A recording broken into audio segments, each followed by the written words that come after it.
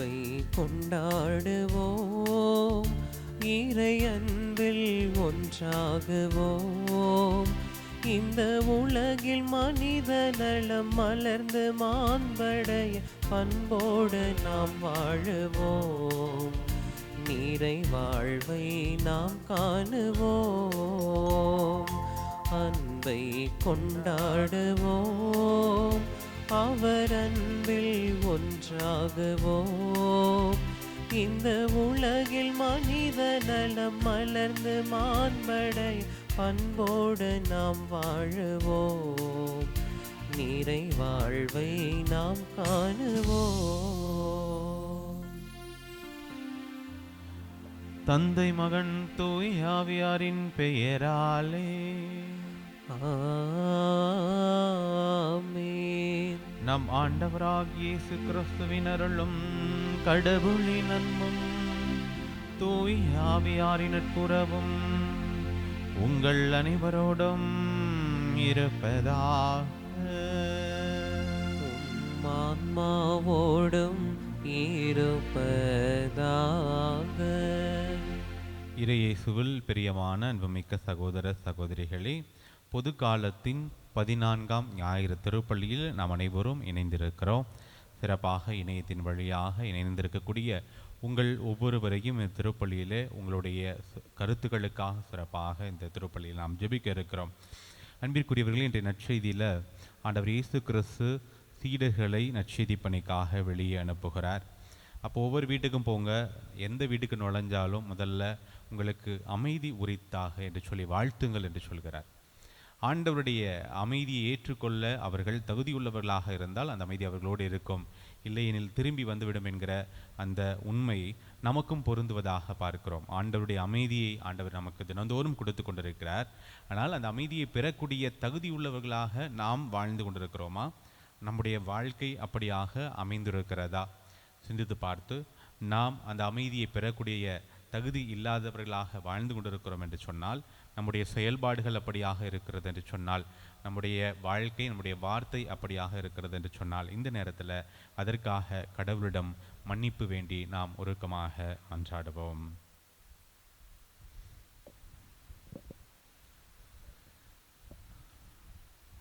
அன்புமிக்க சகோதர சகோதரிகளே, தூய மறை நிகழ்வுகளை கொண்டாட நாம் தகுதி பெறும் பொருட்டு நம் பாவங்களை ஏற்றுக்கொள்வோம். எல்லாம் வல்ல இறைவனிடமும் சகோதர சகோதரிகளே, உங்களிடமும் நான் பாவி என ஏற்றுக்கொள்கின்றேன். ஏனெனில் என் சிந்தனையாலும் சொல்லாலும் செயலாலும் கடமையில் தவறியதாலும் பாவங்கள் பல செய்தேன். என் பாவமே, என் பாவமே, என் பெரும் பாவமே. ஆகையால் எப்போதும் கன்னியான புனித மரியாவையும் வான தூதர் புனிதர் அனைவரையும் சகோதர சகோதரிகளே உங்களையும் நம் இறைவனாகிய ஆண்டவரிடம் எனக்காக வேண்டிக் கொள்ள மன்றாடுகிறேன். எல்லாம் வல்ல இறைவன் நம் மீது இரக்கம் வைத்து நம் பாவங்களை மன்னித்து நம்மை நிலை வாழ்வுக்கு அழைத்துச் செல்வாராக. ஆமென்.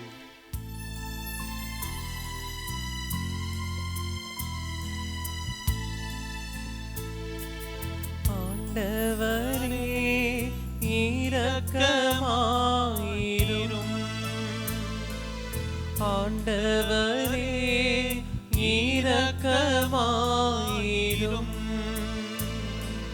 கிறிஸ்துவே கிறிஸ்துவே இரக்கமாயிரும். கிறிஸ்துவே கிறிஸ்துவே இரக்கமாயிரும். ஆண்டவரே இரக்கமாயிரும்.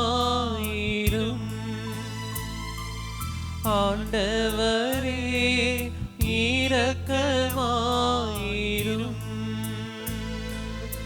இரக்கமாயிரும்.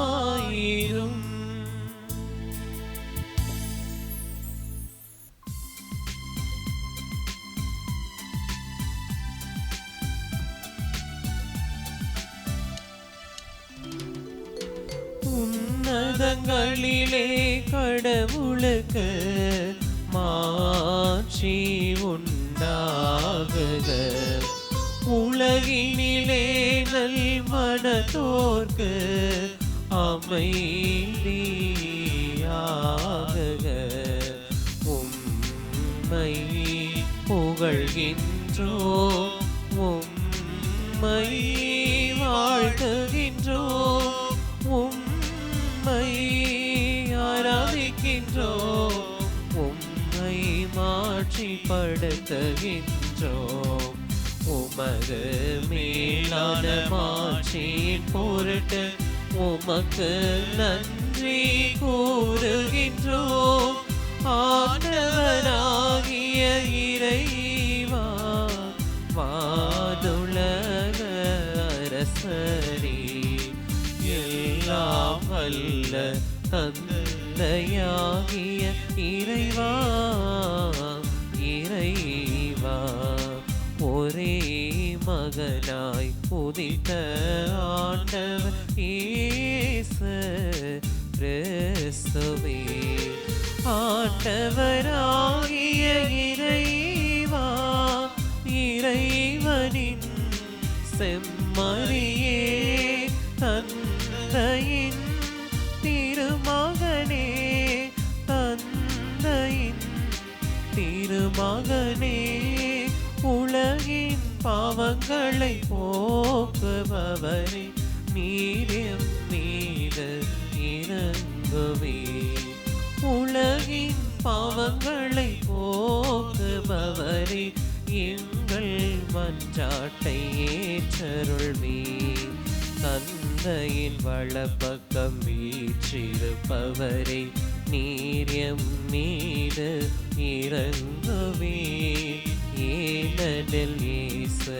கிறிஸ்துவே நீர் ஒருவரே தூயவர் நீர் ஒருவரே ஆண்டவர் நீர் ஒருவரே உன்னத தூய ஆவியாரோடு தந்தையாம் இறைவனின் மாட்சியில் இருப்பவர் நீரே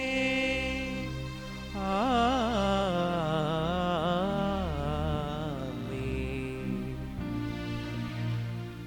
ஜெபிப்போமாக. இறைவா, வீழ்ச்சியுற்ற உலகை உம் திருமகனின் தாழ்ச்சியினால் மீண்டும் நிலைநிறுத்தினீரே. அதனால் பாவத்தின் அடிமை தலையிலிருந்து நீர் விடுவித்த உம் நம்பிக்கையாளருக்கு புனித பேரின்பத்தை தந்து அவர்கள் என்றும் நிலையான மகிழ்ச்சி அடைந்திட செய்வீராக. உமோடு தூயாவின் ஒன்றிப்பில் இறைவனாய் என்றென்றும் வாழ்ந்து ஆட்சி செய்கின்ற எங்கள் ஆண்டவராகிய இயேசு கிறிஸ்து வழியாக உம்மை மன்றாடுகின்றோம். முதல் வாசகம். ஆறு போல் நிறைவாழ்வு பாய்ந்தோடச் செய்வேன். இறைவாக்கினர் எசாயா நூலிலிருந்து வாசகம். பிரிவு 66 இறை வசனங்கள் 10 முதல் 14 முடிய. எருசலேமின் மேல் அன்பு கொண்ட அனைவரும் அவளுடன் அகமகிழ்ந்து அவள் பொருட்டு அக்களியுங்கள். அவளுக்காக புலம்பி அழும் எல்லாரும் அவளுடன் சேர்ந்து மகிழ்ந்து கொண்டாடி ஆர்ப்பரியுங்கள். அப்போது அவளின் ஆறுதல் அளிக்கும் முளைகளில் குடித்து நீங்கள் நிறைவடைவீர்கள். அவள் செல்வ பெருக்கில் நிறைவாக அருந்தி இன்பம் காண்பீர்கள். ஆண்டவர் கூறுவது இதுவே. ஆறு போல் நிறைவாழ்வு பாய்ந்தோடச் செய்வேன். பெருக்கெடுத்த நீரோடை போல் வேற்றினத்தாரின் செல்வம் விரைந்து வரச் செய்வேன். நீங்கள் பால் பருகுவீர்கள், மார்பில் அணைத்து சுமக்கப்படுவீர்கள், மடியில் வைத்து தாலாட்டப்படுவீர்கள். தாய் தன் பிள்ளையை தேற்றுவது போல் நான் உங்களை தேற்றுவேன். எருசலேமில் நீங்கள் தேற்றப்படுவீர்கள். இதை நீங்கள் காண்பீர்கள். உங்கள் இதயம் மகிழ்ச்சி கொள்ளும், உங்கள் எலும்புகள் பசும் புல் போல் வளரும். ஆண்டவர் தம் ஆற்றலை தம் ஊழியருக்கு காட்டுவார். ஆண்டவரின் அருள்வாக்கு. இறைவனுக்கு நன்றி. பதிலுரை பாடல். நீங்கள் அனைவரும் இணைந்து பாட வேண்டிய பல்லவி. அனைத்துலகோரே கடவுளை போற்றி ஆர்ப்பரியுங்கள். அனைத்துலகோரே கடவுளை போற்றியார் பரியுங்கள். அனைத்துலகோரே கடவுளை போற்றியார் பரியுங்கள். போற்றியார் பரியுங்கள். அனைத்துலகோரே கடவுளை போற்றி ஆர்ப்பரியுங்கள். அவரது பெயரின் மாட்சியை புகழ்ந்து பாடுங்கள். அவரது புகழை மேன்மைப்படுத்துங்கள். கடவுளை நோக்கி செயல்கள் எவ்வளவோ அஞ்சுதற்கு உரியவை என்று சொல்லுங்கள்.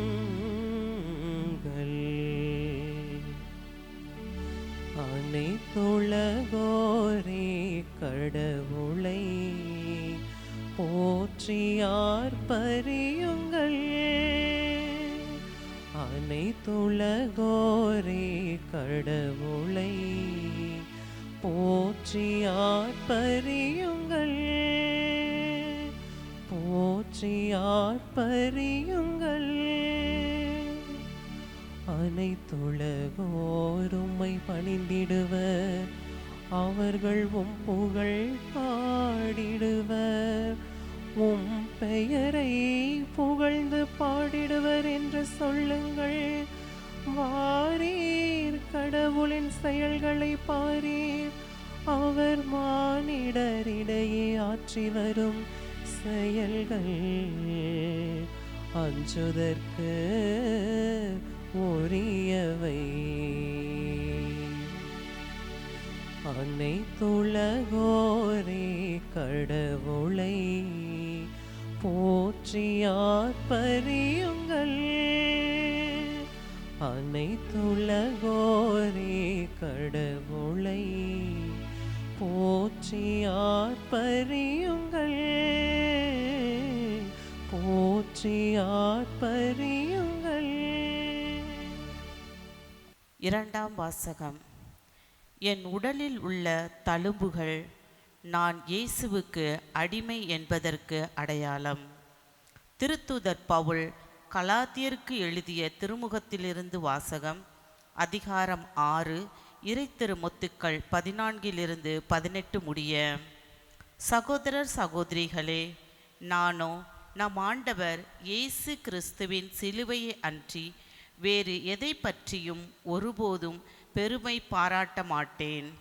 அதன் வழியாகவே என்னை பொறுத்த வரையில் உலகம் சிலுவையில் அறையப்பட்டு இருக்கிறது. உலகை பொறுத்த வரையில் நானும் சிலுவையில் அறையப்பட்டிருக்கின்றேன். விருத்த சேதனம் செய்து கொள்வதும் செய்து கொள்ளாமல் இருப்பதும் ஒன்றே. புதிய படைப்பாவதே இன்றியமையாதது. இந்த கொள்கையை பின்பற்றுவோருக்கும் கடவுளின் மக்களாகிய இஸ்ரவேலுக்கும் அமைதியும் இரக்கமும் உரித்தாகுக. இனிமேல் எவரும் எனக்கு தொல்லை கொடுக்க வேண்டாம். ஏனெனில் என் உடலில் உள்ள தழும்புகள் நான் இயேசுவுக்கு அடிமை என்பதற்கு அடையாளம். சகோதர சகோதரிகளே, நம் ஆண்டவர் இயேசு கிறிஸ்துவின் அருள் உங்களோடு இருப்பதாக. ஆமேன். ஆண்டவரின் அருள்வாக்கு. இறைவனுக்கு நன்றி.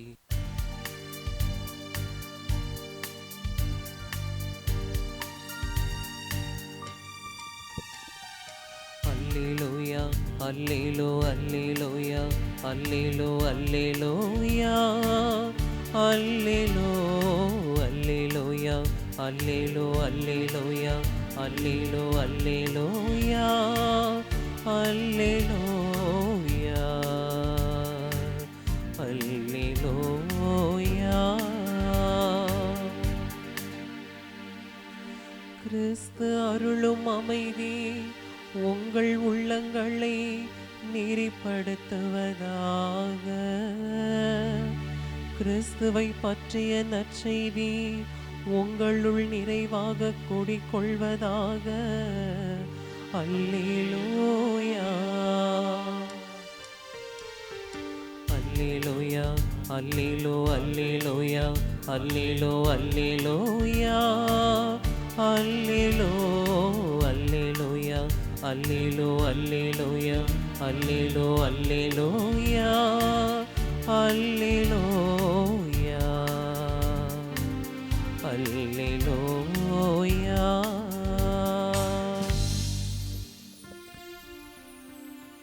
ஆண்டவர் உங்களோடு இருப்பாராக. உம் ஆன்மாவோடும் இருப்பாராக. புனித லூக்கா எழுதிய நற்செய்தியிலிருந்து வாசகம். ஆண்டவரே மாட்சி உமக்கே. லூக்கா எழுதிய நற்செய்தி அதிகாரம் 10 இறை வசனங்கள் 1 முதல் 12 மற்றும் 17 20 வரை. அக்காலத்தில் இயேசு 72 பேரை நியமித்து அவர்களை தாம் போக இருந்த எல்லா ஊர்களுக்கும் இடங்களுக்கும் தமக்கு முன்னே இருவர் இருவராக அனுப்பினார். அப்போது அவர் அவர்களை நோக்கி கூறியது, அறுவடை மிகுதி, வேலையாட்களோ குறைவு. ஆகையால் தமது அறுவடைக்கு தேவையான வேலையாட்களை அனுப்பும்படி அறுவடையின் உரிமையாளரிடம் மன்றாடுங்கள். புறப்பட்டு போங்கள். ஓநாய்களிடையே ஆட்டுக்குட்டிகளை அனுப்புவது போல் உங்களை நான் அனுப்புகிறேன். பணப்பையோ வேறு பையோ மிதியடிகளோ எதுவும் நீங்கள் எடுத்துச் செல்ல வேண்டாம். வழியில் எவருக்கும் வணக்கம் செலுத்த வேண்டாம். நீங்கள் எந்த வீட்டுக்குள் சென்றாலும் இந்த வீட்டுக்கு அமைதி உண்டாகுக என முதலில் கூறுங்கள். அமைதியை விரும்புபவர் அங்கு இருந்தால் நீங்கள் வாழ்த்தி கூறிய அமைதி அவரிடம் தங்கும். இல்லாவிட்டால் அது உங்களிடமே திரும்பிவிடும். அவர்களிடம் உள்ளதை நீங்கள் உண்டு குடித்து அந்த வீட்டிலேயே தங்கியிருங்கள். ஏனெனில் வேலையாளர் தம் கூலிக்கு உரிமை உடையவரே. வீடு வீடாய் செல்ல வேண்டாம். நீங்கள் செல்லும் ஊரில் உங்களை ஏற்றுக்கொண்டால் உங்களுக்கு பரிமாறுவதை உண்ணுங்கள். அங்கு உடல் நலம் குன்றியோரை குணமாக்கி இறையாட்சி அவர்களை நெருங்கி வந்துவிட்டது எனச் சொல்லுங்கள். நீங்கள் செல்லும் ஊரில் உங்களை ஏற்றுக்கொள்ளாவிட்டால் அதன் வீதிகளில் சென்று எங்கள் கால்களில் ஒட்டியுள்ள உங்கள் ஊர் தூசியையும் உங்களுக்கு எதிராக உதறிவிடுகிறோம். ஆயினும் இறையாட்சி நெருங்கி வந்துவிட்டது என்பதை அறிந்து கொள்ளுங்கள் எனச் சொல்லுங்கள். அந்த நாளில் அவ்வூர் பெரும் தண்டனை சோதோம் நகரினர் பெரும் தண்டனையை விட கடினமாகவே இருக்கும் என உங்களுக்கு சொல்கிறேன். பின்னர் 72 பேரும் மகிழ்வுடன் திரும்பி வந்து, ஆண்டவரே, உமது பெயரை சொன்னால் பேய்கள் கூட எங்களுக்கு அடிபணிகின்றனர் என்றனர். அதற்கு அவர், வானத்திலிருந்து சாத்தான் மின்னலைப் போல விழக்கண்டேன். பாம்புகளையும் தேள்களையும் மிதிக்கவும் பகைவரின் வல்லமை அனைத்தையும் வெல்லவும் உங்களுக்கு அதிகாரம் கொடுத்திருக்கிறேன். உங்களுக்கு எதுவும் தீங்கு விளைவிக்காது. ஆயினும் தீய ஆவிகள் உங்களுக்கு அடிபணிகின்றன என்பது பற்றி மகிழ வேண்டாம். மாறாக உங்கள் பெயர்கள் விண்ணகத்தில் எழுதப்பட்டிருக்கின்றன என்பது பற்றியே மகிழுங்கள் என்றார். ஆண்டவரின் அருள்வாக்கு. கிறிஸ்துவே உமக்கு புகழ். யாரை நான் அனுப்புவேன்? இயேசுவில் எனக்கு பிரியமான சகோதர சகோதரிகளே, எல்லாரும் நல்லா இருக்கீங்களா? அன்புக்குரியவர்களே, ஒரு முறை நான் பிரதராக இருந்தப்ப இயேசு ஆண்டவர் இந்த 72 பேரை அனுப்புகிற நிகழ்வை மறைக்கல்வியில் கிளாஸாக எடுத்துட்டு எல்லாத்துக்கும் சொன்னேன். இயேசு ஆண்டவர் அந்த 72 பேரை அனுப்புறது மாதிரி உங்களையும் என்னையும் கடவுள் அனுப்ப பார்க்குறாருப்பா, விரும்புகிறாரு. கடவுள் அனுப்பப்படுவதை நீங்களும் நானும் உணர்ந்துக்கணும் அப்படின்னு சொல்லி, அப்படி உணர்ந்தபடி தான் நான் ஃபாதருக்கு படிக்க வந்திருக்கிறேன். அதனால் நீங்களும் கண்டிப்பாக கடவுள் உங்களை நற்செய்தியை பறைசாற்றுவதற்காக அனுப்ப அழைக்கப்பட்டிருக்கிறான்னு உணர்ந்துக்கங்க அப்படின்னு சொல்லி கிளாஸ் எடுத்துட்டு கடைசியில் ஏதாவது டவுட் இருக்கா அப்படின்னு கேட்டேன். எல்லாம் அப்படியே முடிச்சாங்க எப்பவும் போல். அதில் ஒரு பையன், கடைசியில் இருந்த பையன், பிரதர் என் பக்கத்தில் இருக்க பையனுக்கு ஒரு டவுட்டாம் பிரதர்ன்னா. என்னடா அது அப்படின்னு, சரி என்ன டவுட்டுன்னு கேட்க சொன்னேன்.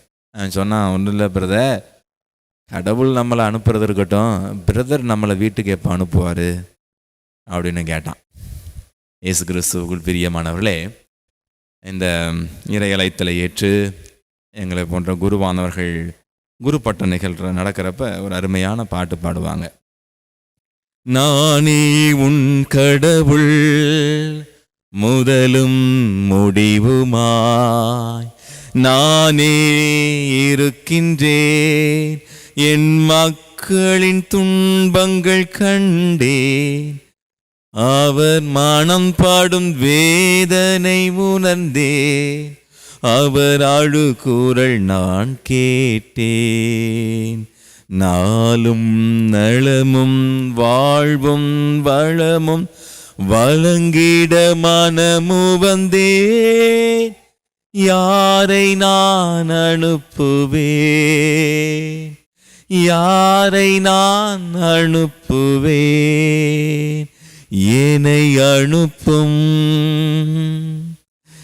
என்னை அனுப்பும், இதோ நான் இருக்கின்றேன். நம்மளாம் சேர்ந்து இன்னைக்கு சொல்லணும், என்னை அனுப்பும். அந்த 72 பேரை போல எங்களை அனுப்பும் ஆண்டவரே அப்படின்னு இன்னைக்கு மகிழ்ச்சியோட கடவுளுடைய பணியை செய்வதற்காக அனுப்பப்படுவதற்கு நீங்களும் நானும் தயாராக இருக்க வேண்டும். கடவுள் பார்த்துக்கிட்டு இருக்காரு, யாரை அனுப்புவேன், இங்க இந்த இடத்துக்கு யாரு போவா அப்படின்னு கடவுள் திண்டாடி போற அளவுக்கு இன்னைக்கு கடவுளுடைய செய்தியை கொண்டு போகக்கூடிய ஆட்கள் குறைந்து போய்விட்டார்கள். அன்புக்குரியவர்களே, ஒரு சில விளக்கங்களை கொடுத்த பிறகு அப்புறம் நம்ம போகலாம். ஏன் ஆண்டவர் 72 பேரை அனுப்பணும்? அன்புக்குரியவர்கள் நன்றாக புரிஞ்சுக்கோங்க.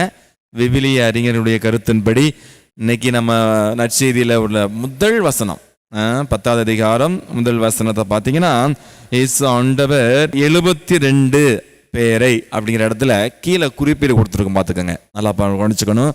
72 என்னும் சொல் சில கையெழுத்து படிகளில் 70 எனவும் உள்ளது. எனவே 70 72 எல்லாம் ஒன்று தான்.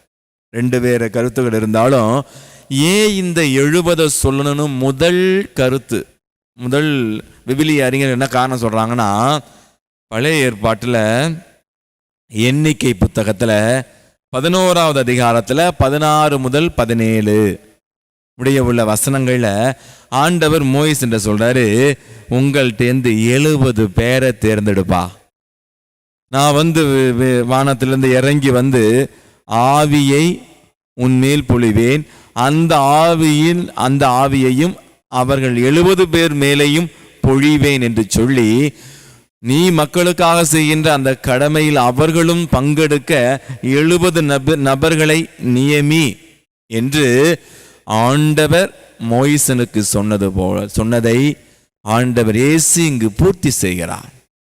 இயேசு ஆண்டவருக்கு துணையாக இந்த 72 பேரை ஆண்டவர் அனுப்புகிறார். இது முதல் காரணம். 2வது காரணம், யூதர்களுடைய தலைமை சங்கத்தில் 72 பேர் உறுப்பினர்கள் இருந்தார்களாம். எனவேதான் இயேசு ஆண்டவர் இந்த புதிய எருசலேம் என்ற தாயாம் திருச்சபை என்கிற முதலில் அந்த சபையை ஆண்டவர் திருச்சபை ஏற்படுத்திருக்கும் பொழுது, அப்போஸ்தலர்கள் குழுமம் என்ற குடும்பத்தை ஏற்படுத்தும் பொழுது இந்த 72 பேரை அனுப்புகிறார்.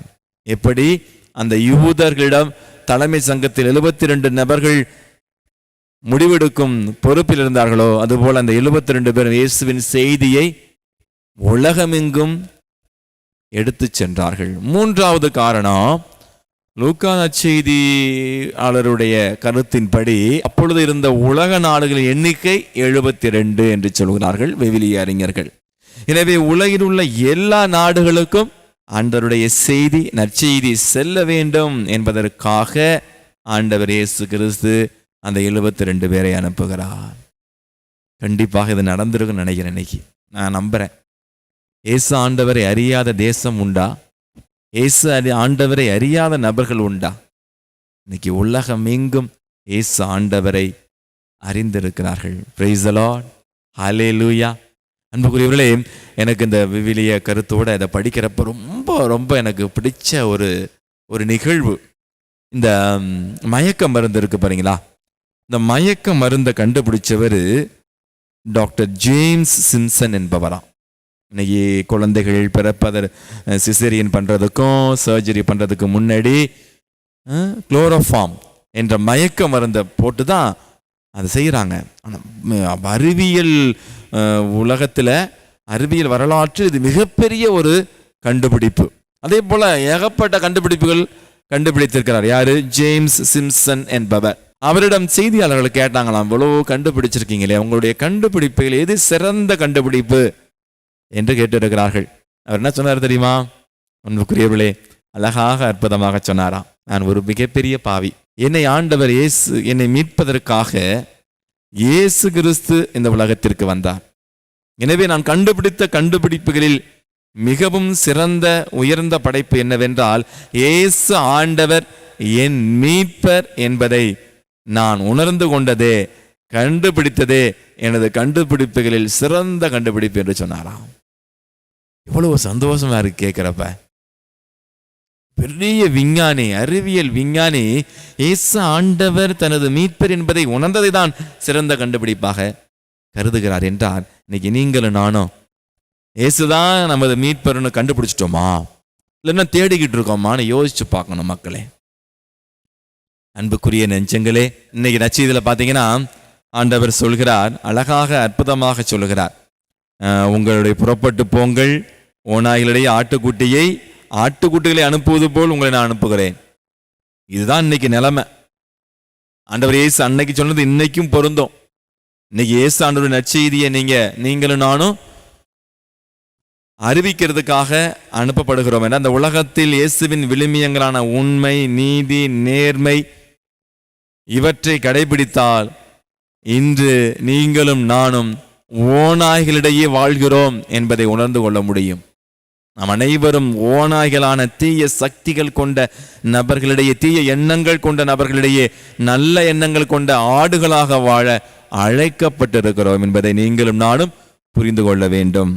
அதே போல அன்பு மக்களே, நீங்கள் எடுத்து செல்ல எதுவும், அதாவது ஆண்டவர் அழகா சொல்லாரு, நீங்க பயணத்துக்கு போகும் பொழுது எதையும் எடுத்து செல்ல வேண்டாம் என்று, பணப்பையோ வேறு பையோ மிதியடிகளோ எதுவும் எடுத்து செல்ல. எதுக்கு சொல்றாருன்னா, ஆண்டவருடைய செய்தியை, ஆண்டவருடைய நற்செய்தியில் அனுப்பப்படுகிறவர்கள் ஆண்டவரையே நம்பி இருக்கணும்.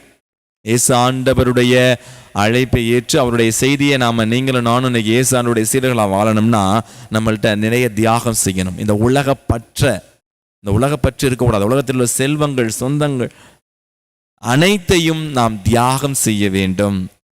அதே போல நீதிக்காகவும் நேர்மைக்காகவும் வாழ துணிச்சல் இருக்கணும். மிக மிக முக்கியமான காரியம். ஏன் இதெல்லாம் எடுத்துல வேண்டாம் அப்படின்னு சொல்றாருன்னா, கடவுளை நம்பணும், கடவுளையே நம்பி இருக்கணும், ஆண்டவருடைய பராமரிப்புல நம்பிக்கை வைக்கணும். ஆண்டவர் எனக்கு கண்டிப்பா கொடுப்பார் அப்படின்னு சொல்லி. ஏன்னா ஆண்டவர் நம்பி இருக்கும் பொழுதுதான் சில குருக்கள் வழியாக, மக்கள் வழியாக எங்களுக்கு ஏதாவது ஒரு உதவி கிடைத்து எங்களுடைய செலவினங்களை நாங்கள் நன்றாக பார்த்து கொள்ள முடியும். அந்தவே ஆண்டவரால் அனுப்பப்படுறவங்களை கடவுளை நம்பணும். பணம் காசெல்லாம் இருந்துச்சுன்னா கடவுளை நம்பாம போயிடுவாங்க அப்படின்னா அது வேண்டாங்கிறாரு. அடுத்து மிக முக்கியமான விளக்கம், யாருக்கும் வணக்கம் செலுத்த வேண்டாம் அப்படின்னு ஆண்டவர் சொல்றதுடைய ஒரு அர்த்தம் பழைய ஏற்பாட்டில் இருக்குதுங்க. அரசர்கள் 2வது புத்தகம் 4வது அதிகாரம் 29வது வசனம். நம் அனைவருக்கும் தெரிந்தது போல எலிசா இறைவாக்கினருக்கு ஒரு வேலையால் இருந்தாப்புல, அவர் கேகசி 2 பேரும் ஒரு கைம்பெண்ணுடைய வீட்டில் போய் தங்குவாங்க. அவருக்குன்னு ஒரு மேல் தளத்தில் சிறு அறை ஒன்று கட்டுவாங்க அந்த தம்பதியினர். அப்போ எலிசா கேட்பாரு, இவங்களுக்கு என்ன குறையா இருக்குன்னு கண்டுபிடிப்பாரு. குழந்தை பாக்கியம் குறையா இருக்கும், உடனே குழந்தை பாக்கியத்தை கொடுத்துருவாரு. ஆனால் அந்த குழந்தை இறந்து போயிடும். எனவே அந்த அருமையான தாய் அவங்கள்ட்ட அழுவாங்க எலிசா இறைவாக்கினர்ட்ட. அந்த அருமையான பெண் தன்னுடைய குழந்தை இறந்து விட்டாள் என்று சொல்லவும் சூனேம் பெண் என்பவள், சூனேம் பெண் அங்கே வருகிறார். சந்திக்க உன் குழந்தை நலமா என்று எலிசா கேட்கிறாரு. அப்ப சொல்றாரு, ஆம் நலமே என்றார். பிறகு அவர் மலையிலிருந்து கடவுள் அடியவரிடம் அவர் கால்களை பற்றி கொண்டார். ஐயா, உம்மிடம் நான் மகப்பேறு கேட்டதுண்டா? என்னை ஏமாற்ற வேண்டாம் என்று உமக்கு முன்பே சொல்லவில்லையா? அப்ப என்னை ஏமாத்திட்டீங்க, குழந்தை கொடுக்குற மாதிரி கொடுத்துட்டு இப்ப செத்து போச்சு அப்படின்னு சொல்லும் பொழுது அந்த கேகேசியிடம் எலிசா சொல்லுவார், என்னுடைய கோலை எடுத்து செல்லும் பொழுது, மிக முக்கியமானது, நீ செல்லும் பொழுது யாருக்கும் வணக்கம் செலுத்த வேண்டாம். ரொம்ப அருமையான வாக்கியம். அதை தான் ஆண்டவருங்க சொல்றார். இதை மரியாதை குறைவா நம்ம நினைக்க வேண்டாம். எதுக்குன்னா ஆண்டவருடைய செய்தியை தாங்கிட்டு போறவங்க அதற்கான முழு ஆர்வத்தில் போய்கிட்டு இருக்கணும். இடையில வணக்கம் செலுத்தி பேசுறதுனால டிஸ்ட்ராக்ஷன் ஆயிரும் அப்படின்னு தான் சொல்ல வர்றார் ஆண்டவர் இயேசு. எனவே அன்புக்குரியவர்களே, அருமையான அர்த்தம். இப்ப ரொம்ப அருமையா இந்த 72 பேரும் இயேசு ஆண்டவருடைய செய்தியை போய் பரப்புனாங்க. இங்கே தான் மிக முக்கியமான செய்தி நம்ம கேட்க போகிறோம். அவங்க என்ன பண்ணுறாங்க, போயிட்டு திரும்பி வந்தோடனே ரொம்ப சந்தோஷமாக சொல்கிறாங்க, ஆண்டவரே உமது பெயரை சொன்னால் பேய்கள் கூட எங்களுக்கு அடிபணிகின்றன அப்படின்னு சொன்னார். மிக முக்கியமான கருத்து மக்களே. அப்பொழுது ஆண்டவர் சொன்னது, வானத்திலிருந்து சாத்தான் மின்னலை போல விழக்கண்டேன். ஏன் சாத்தான் வானத்திலிருந்து விழக்கண்டேன் அப்படின்னு சொல்றாருன்னு நம்ம நல்லா கவனிச்சுக்கணும். ஏனென்றால் இந்த அழகையானவன் எசாயா புத்தகத்துல 14வது அதிகாரத்துல 13-14 வசனத்துல பார்க்கிறோம். நான் விண்ணுலகிற்கு ஏறி செல்வேன், இறைவனுடைய விண்மீன்களுக்கு மேலாக உயரத்தில் என் அரியணை ஏற்படுத்துவேன், வடபுறத்து எல்லை பகுதியில் உள்ள பேரவை மலை மேல் வீற்றிருப்பேன், மேகத்திரள் மேல் ஏறி உன்னதருக்கு ஒப்பாவேன். இதான் சாத்தானுடைய ஒரே குறிக்கோள். அன்புக்குரியவர்களே, என்று நீ உள்ளத்தில் உரைத்தாயோ, எசாயா இறைவாக்கினர் சொல்றார், என்று உள்ளத்தில் உரைத்தாயோ, ஆனால் நீ பாதாளம் வரை தாழ்த்தப்பட்டாய், படுகுழியின் அடிமட்டத்திற்குள் தள்ளப்பட்டாயே. அழகை இந்த பாதாளத்தில் தள்ளப்படுவதற்கு நீங்களும் நானும் சாத்தானுடைய அந்த அக்கினிகளை, அவனுடைய மாய கவர்ச்சியை வென்று இயேசு ஆண்டவருடைய செய்தி இந்த உலகத்தில் கொண்டு சேர்க்கும் பொழுதுதான் அவன் அழிக்கப்படுகிறான், ஒழிக்கப்படுகிறான். அன்புக்குரியவர்களை, சில விவிலிய அறிஞர் என்ன சொல்றாங்க தெரியுமா, இந்த சாத்தான் வானத்திலிருந்து இறங்கி விழுந்துச்சு அப்படிங்கிறத சொல்றதுல என்ன சொல்றாங்கன்னா, இயேசு ஆண்டவர் என்ன கருதுகிறார் என்றால், இந்த அனுப்பப்பட்ட 70 அல்லது 72 நபர்களின் ஆணவமும் அகங்காரமும் அடியோடு ஒளிந்தது. இதான் முக்கியம். ஆணவத்துக்கும் அழகைக்கும் ரொம்ப வித்தியாசம் இல்லை. இன்னைக்கு நான் சொல்றேன், உங்களிடத்துல ஆணவம் இருந்தா நீங்க அழகை, உங்களிடத்துல தாழ்ச்சி இருந்தா நீங்க சமனசு. எனவே அழகாக சொல்லுகிறார்கள், அன்புக்குரியவர்களே, ஆணவம்தான் விண்ணகம் செல்வதற்கு மிகப்பெரிய தடை, தாழ்ச்சிதான் விண்ணகம் செல்வதற்கு பாஸ்போர்ட் என்று சொல்கிறார்கள். இன்னைக்கு நாங்களாம் வெளிநாட்டு வரணும்னா பாஸ்போர்ட் ரொம்ப முக்கியம்ல. நமக்கு விண்ணகம் போறதுக்கு ஒரு பாஸ்போர்ட் என்னது? தாழ்ச்சி. அன்பு நெஞ்சங்களே, இப்படி சாத்தானுடைய அந்த மாய கவர்ச்சிகளை வென்ற பிறகு, சாத்தானை வென்று விட்டோம், அதெல்லாம் ஒளிஞ்சிருச்சு அப்படின்னு சொல்றப்ப ஆண்டவர் இயேசு சொல்றது ரொம்ப முக்கியமான வசனங்க. ஆயினும் தீய ஆவிகள் உங்களுக்கு அடிபணிகின்றன என்பது பற்றி மகிழ வேண்டாம், மாறாக உங்கள் பெயர்கள் விண்ணகத்தில் எழுதப்பட்டிருக்கின்றன என்பது பற்றியே மகிழுங்கள். எனவே என்னுடைய கடைசி செய்தி தான், உங்க பேரு விண்ணகத்துல எழுதப்பட்டிருக்கா? இந்த போன மாதம் ஜூன் மாதம் இயேசு ஆண்டவர் திருஇறுதி ஆண்டவர் பற்றிய சிந்தனையில் இந்த நம்முடைய அருங்கொடை நபர்கள்லாம் எங்கள்கிட்ட கேட்டாங்க, ஒவ்வொரு நாளும் ஒரு செய்தி சொல்லுகணும், இந்த குறுஞ்செய்தி. அதில் நான் ஒரு செய்தியில் சொல்லியிருந்தேன் 12 ஆசீர்வாதங்கள். அந்த 12 ஆசீர்வாதங்களில் ஒரு ஆசீர்வாதம் என்ன தெரியுமா? நீங்களும் நானும் திருஇறுதி ஆண்டவர் பக்தியில் நிலைத்திருந்தா நம்முடைய பெயர்கள் இயேசு ஆண்டவருடைய இருதயத்தில் எழுதப்பட்டிருக்கும். இயேசு ஆண்டவருடைய இருதயத்தில் எழுதப்பட்டிருந்தா கண்டிப்பாக விண்ணகத்தில் எழுதப்பட்டிருக்கும். விண்ணகத்தில் எழுதப்பட்டிருக்கின்ற பெயர்கள் பற்றி திருவெளிப்பாட்டு புத்தகத்துல தான் அழகாக சொல்லியிருக்காங்க. திருவெளிப்பாட்டு புத்தகத்துல 3வது அதிகாரத்துல 5வது வசனத்துல பார்க்கிறோம். ரொம்ப அழகான வசனம். வெற்றி பெற்றோர் இவ்வாறு வெண்ணாடை அணிவிக்க பெறுவர், வாழ்வின் நூலிலிருந்து அவர்களின் பெயர்களை நீக்க மாட்டேன், மாறாக என் தந்தை முன்னிலையிலும் அவருடைய வானதூதர்களின் முன்னிலையிலும் அவர்களின் பெயர்களை அறிக்கையிடுவேன். Praise the Lord. நம்ம பெயர் ஆண்டவர் கண்டிப்பா விண்ணக நூலில் எழுதியிருப்பார். அடுத்தது மிக முக்கியமான வசனம் மக்களே, திருவெளிப்பாட்டு புத்தகம் 21வது அதிகாரம் 27வது வசனம். தீட்டுப்பட்டது எதுவும் ஒருபோதும் அதில் நுழையாது, அதுபோல அருவருப்பானதை செய்வோரும் பொய்யரும் அதில் நுழைய மாட்டார்கள். இங்கே விண்ணகத்துல புதிய எருசலேம் என்ற ஆலயத்தில் நுழைய மாட்டார்கள்.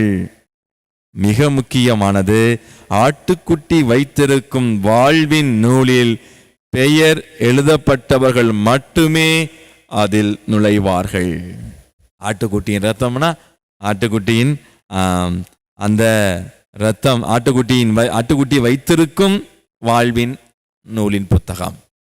அந்த புத்தகத்துல நம்ம பெயர் இருக்குமான்னு கொஞ்சம் யோசிங்க மக்களே.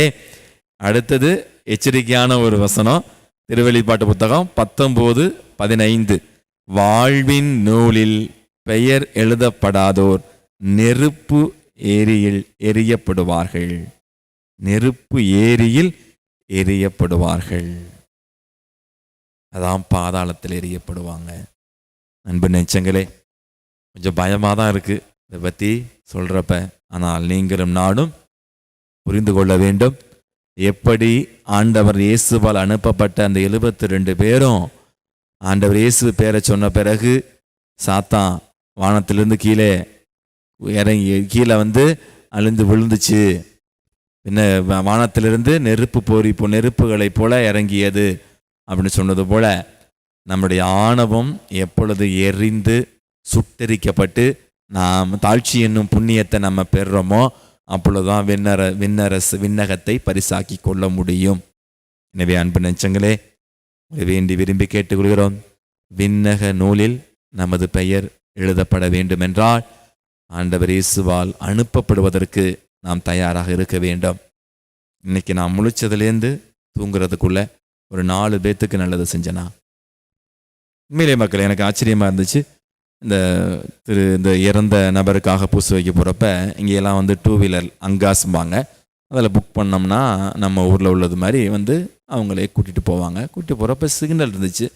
சிக்னல் டயத்தில் ஒரு 2 குழந்தைகள், நல்ல அழகான குழந்தையாக இருந்தாங்க. அந்த தாய் பார்த்தோம்னா ரொம்ப சின்ன பிள்ளை மாதிரி இருக்குது.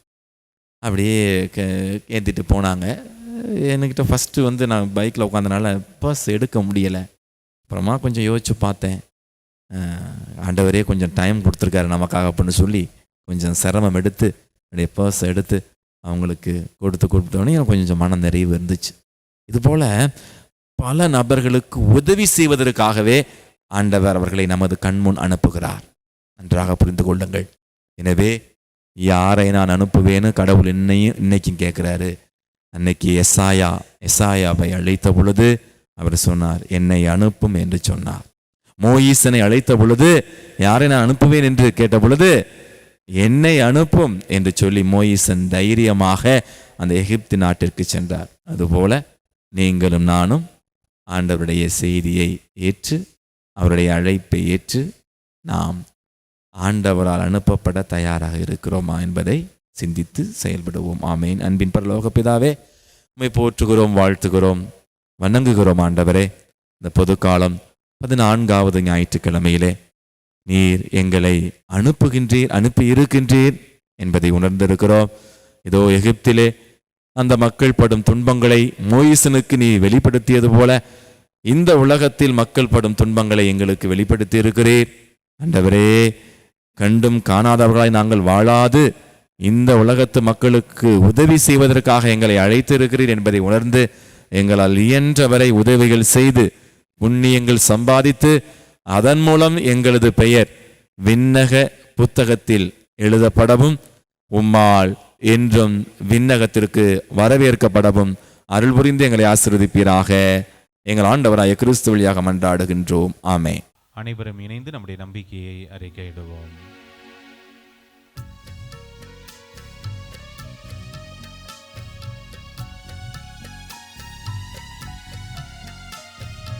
விண்ணையும் மண்ணையும் படைத்தவராம் கடவுள் ஒருவர் இருக்கின்றார். தந்தை மகன் தூய ஆவியராய் ஒன்றாய் வாழ்வோரை நம்புகிறேன்.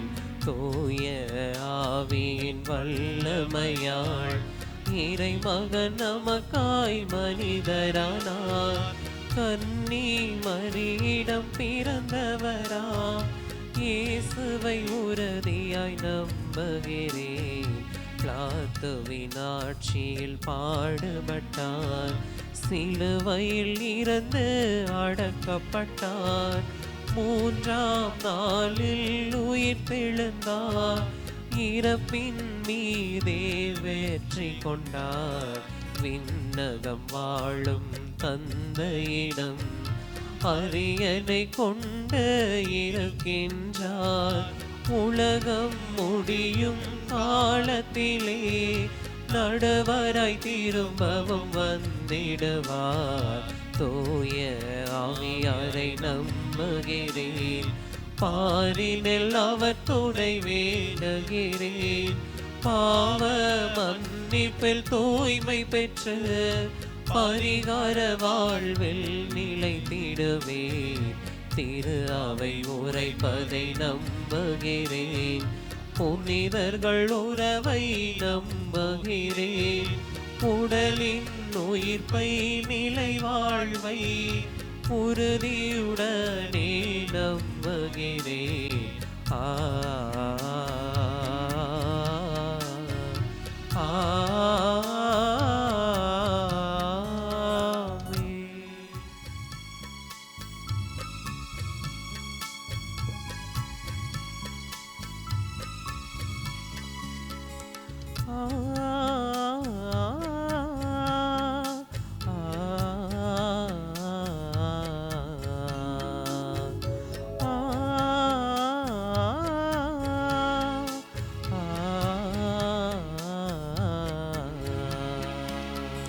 பொன்னும் மணியும் இல்ல, பூவும் பொருளும் இல்ல, மல்லிப்பூவாய் இந்த மனம் இருக்க.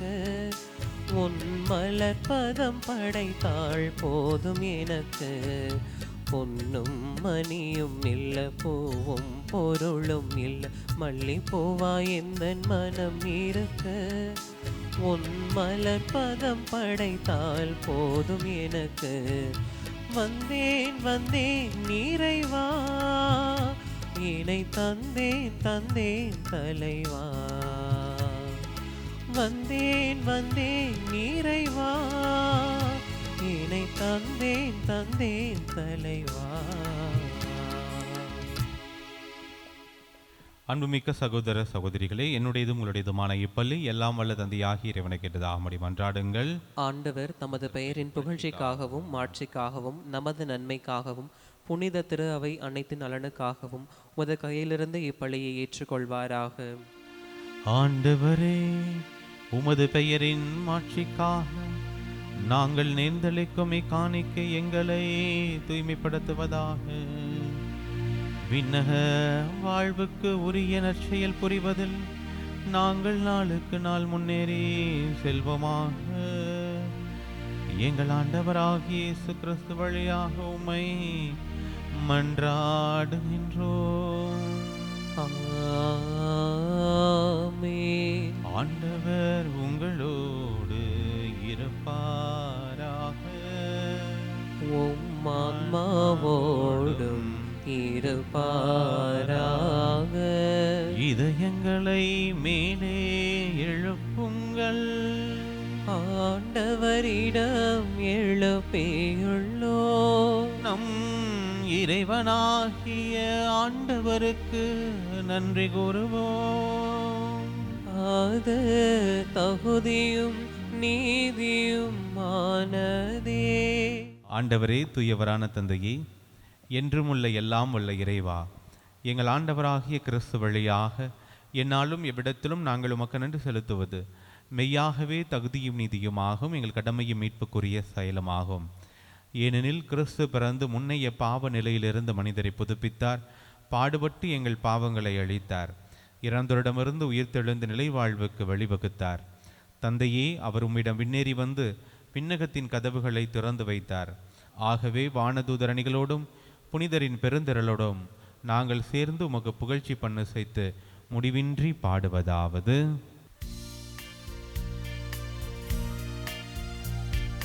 தூயவர் தூயவர் தூயவர் வான்படைகளின் கடவுளாம் ஆண்டவர், விண்ணகமும் மன்னகமும் உமது மாட்சியால் நிறைந்துள்ளன. உன்னதங்களிலே ஓசானா, உன்னதங்களிலே ஓசானா. ஆண்டவர் பெயரால் வருகிறவர் ஆசி பெற்றவர். உன்னதங்களிலே ஓசானா, உன்னதங்களிலே ஓசானா.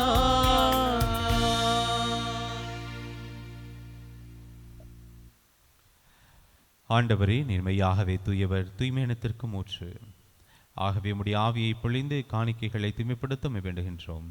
இவ்வாறு எங்கள் ஆண்டவர் இயேசு கிறிஸ்துவின் உடலும் இரத்தமுமாக எங்களுக்கு இவை மாறுவனவாக. அவர் பாடுபட உளம் கணிந்து தம்மை கையளித்த போது அப்பத்தை எடுத்து நன்றி செலுத்தி அதை பிட்டு தம் சீடர்களுக்கு அளித்து கூறியதாவது: அனைவரும் இதிலிருந்து பெற்று உண்ணுங்கள், ஏனெனில் இது உங்களுக்காக கையளிக்கப்படும் என் உடல்.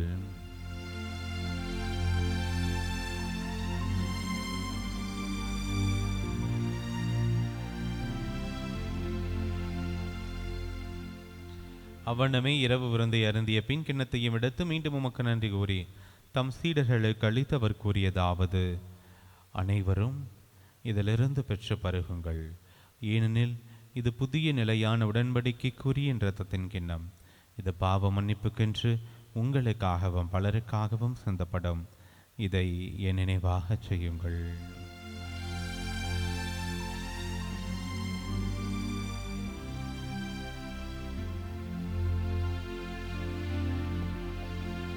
நம்பிக்கையின் மறை பொருள். ஆண்டவரே, நீர் வருமளவும் உமது இறப்பினை அறிக்கையிடுகின்றோம், உமது உயிர்ப்பினையும் எடுத்துரைக்கின்றோம். ஆகவே ஆண்டவரே, நாங்கள் கிறிஸ்துவின் இறப்பினையும் உயிர்ப்பினையும் நினைவு கூர்ந்து வாழ்வு தரும் அப்பத்தையும் மீட்பளிக்கும் கிண்ணத்தையும் உமக்கு ஒப்புக் கொடுக்கின்றோம். உம் திருமணன்று உமக்கு ஊழியம் புரிய தகுந்தவர்கள் என ஏற்றுக்கொண்டீர். எனவே உமக்கு நன்றி செலுத்துகின்றோம். மேலும் கிறிஸ்துவின் உடலிலும் இரத்தத்திலும் பங்குள்ள எங்களை தூய ஆவியார் ஒன்று சேர்க்க வேண்டும் என உம்மை தாழ்மையுடன் மன்றாடுகின்றோம். ஆண்டவரே, உலகெங்கும் பரவியிருக்கும் ஒரு திரு அவையை நினைவு கூர்ந்தருளும். எங்கள் திருத்தந்தை லியோ, எங்கள் ஆயர் ஆரோக்கியராஜ், எல்லா திருநிலையினராகிய அனைவரோடும் முது திரு அவை அன்பில் நிறைவு பெறச் செய்தருளும். உயிர்த்தெழும் எதிர்நோக்குடன் துயிலுள்ள எங்கள் சகோதர சகோதரிகளையும் இறந்தோர் அனைவரையும் இரக்கத்துடன் நினைவு கூர்ந்து முது திருமுக ஒளியினுள்ளே செல்லும் எங்கள் அனைவரும் இது மறக்கமாயிரும்.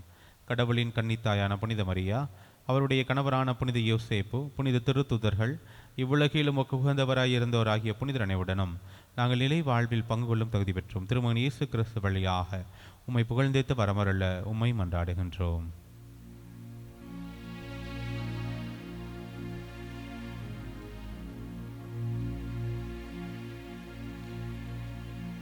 இவர் வழியாக இவரோடு இவரில் எல்லாம் வல்ல இறைவனாகிய தந்தையே, தூய ஆவியாரின் ஒன்றிப்பில் எல்லா புகழும் மாட்சியும் என்றென்றும் உமக்கு உரியதே. ஆமென். ஆமென். ஆமென்.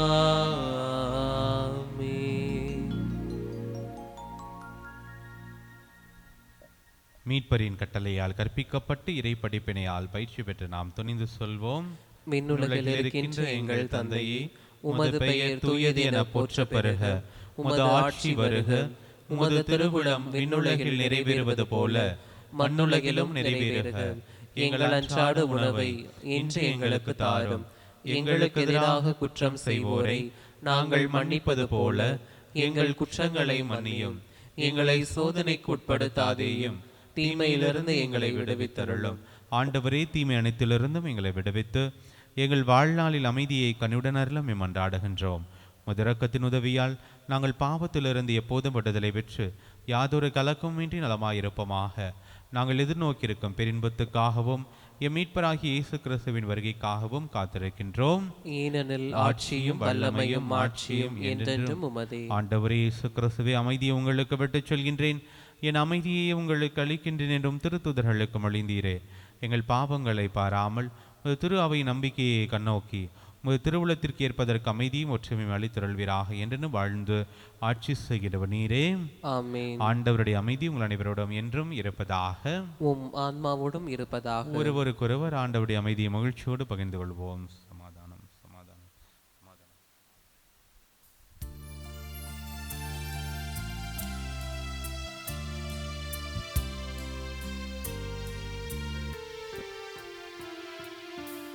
உலகின் பாவம் போக்கும் இறைவனின் செம்மறியே, எம்மேல் இரக்கம் வையும். உலகின் பாவம் போக்கும் இறைவனின் செம்மறியே, எம்மேல் இரக்கம் வையும். உலகின் பாவம் போக்கும் இறைவனின் செம்மறியே, எமக்கு அமைதி அருளும், எமக்கு அமைதி அருளும். ஆண்டவரே இயேசு கிறிஸ்துவின் உட்கொள்ளும் திருவுள்ளும் திருத்தமே திருப்புக்கும் தன்னைக்கும் உள்ளாக்கும் பரிவர்க்கத்தை மனதுக்கும் உடலுக்கும் பாதுகாப்பு நலமளிக்கும் மருமந்தாம் இருப்பனமாக. இதோ இறைவனின் செம்மறி, இவரே உலகின் பாவங்களை போக்குபவர். செம்மறியின் விருந்துக்கு அழைக்க பெற்றோர் பேறு பெற்றோர். ஆண்டவரே, நீர் நிலத்தில் எழுந்தருள நான் தகுதியற்றவன், ஆனால் ஒரு வார்த்தை மட்டும் சொல்லி அருளும், எனது ஆன்மா நலமடையும். கிறிஸ்துவின் திருவுளம் திருத்தமை காத்துமித்தை வாழ்வழிப்பதாம். ஆசை திருவிருந்துக்கான மன்றாட்டு. ஆண்டவரே, நீர் என் இல்லத்தில் எழுந்தருள நான் தகுதியற்றவள், ஆனால் ஒரு வார்த்தை மட்டும் சொல்லியருளும் என்று நூற்றுவர் தலைவன் ஜெபித்தது போல நாங்களும் இப்போது உம் திருப்பாதம் பணிந்து வேண்டுகிறோம். இனிய இயேசுவே, நாங்கள் தகுதியற்றவர்களாய் இருந்தாலும் எங்கள் தகுதியின்மையை பாராமல் நீர் எங்கள் உள்ளங்களில் எழுந்து வாரும். உம் அன்பிலும் அருளிலும் நாங்கள் நிலைத்திருக்க எம்முள் எழுந்து வாரும். நன்மை செய்வதில் ஆர்வமுள்ளவர்களாய் தீமைகள் அனைத்திலிருந்தும் விடுதலை பெற்றவர்களாய் வாழவும் எங்களை வழிநடத்த வாரும். எல்லா நலன்களாலும் வளங்களாலும் எங்களை நிரப்ப வாரும். ஆமேன். நன்றி கூறி மன்றாடுவோமாக. ஆண்டவரே, மாண்புக்குரிய கொடைகளால் நிறைவு பெற்ற நாங்கள் உம்மை வேண்டுகின்றோம். அதனால் மீட்பளிக்கும் கொடைகளை நாங்கள் என்றும் பெற்றுக்கொள்ளவும் உம்மை இடையராது புகழ்ந்தேத்தவும் அருள்வீராக. எங்கள் ஆண்டவராகிய இயேசு கிறிஸ்து வழியாக உம்மை மன்றாடுகின்றோம்.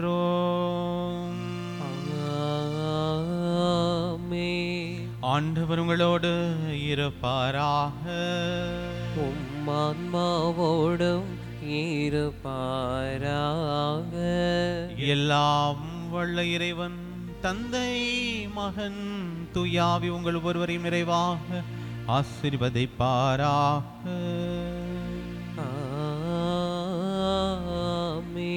சென்று வாருங்கள், திருப்பலி நிறைவேறிற்று. இறைவனுக்கு நன்றி.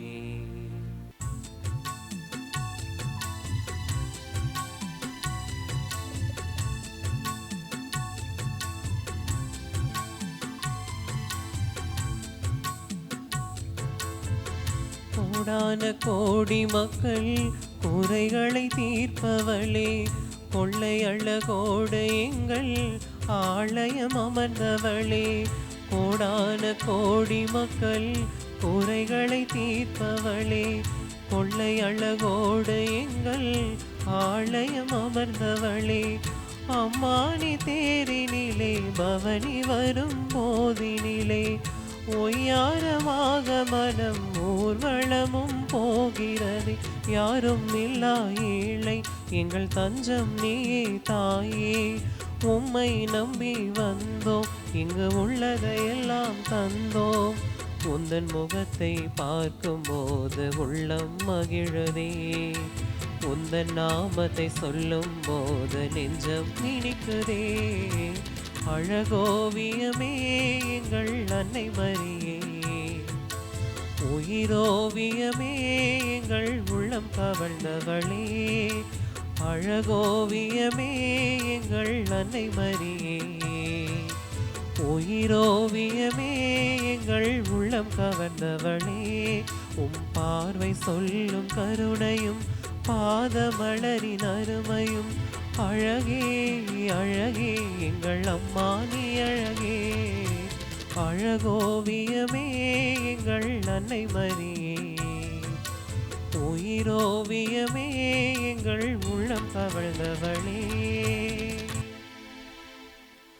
தந்தை மகன் தூயாவையின் பெயராலே ஆமேன்.